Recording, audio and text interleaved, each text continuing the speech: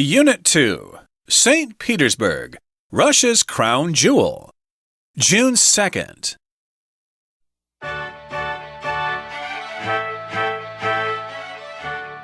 Astonishingly beautiful architecture and a rich cultural heritage are only the tip of the iceberg when it comes to describing St. Petersburg, Russia's most bewitching city. Founded in 1703 by Peter Alexievich Romanov, or Peter the Great, the city was transformed from a barren wasteland into a palatial seat of Imperial Russia in just a few short years.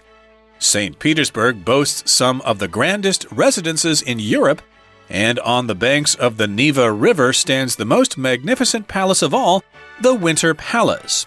Once the royal residence of the Romanov dynasty and its government, the Winter Palace is now the main part of the Hermitage Museum, one of the oldest and largest museums in the world. In fact, the brilliant green and white facade of the palace has remained unchanged since it was rebuilt after a fire in 1837.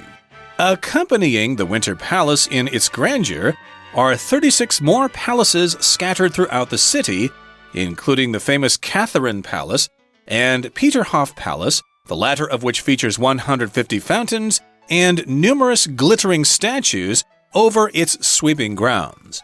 The vivid colors of St. Petersburg's architecture are not limited to its palaces, however.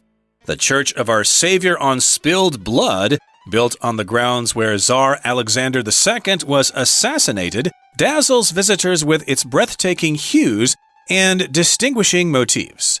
Similarly, the golden domes of St. Isaac's Cathedral gleam in the summer sun of St. Petersburg's white nights. It's little wonder that some of Russia's most prolific and renowned artists have chosen to dwell here.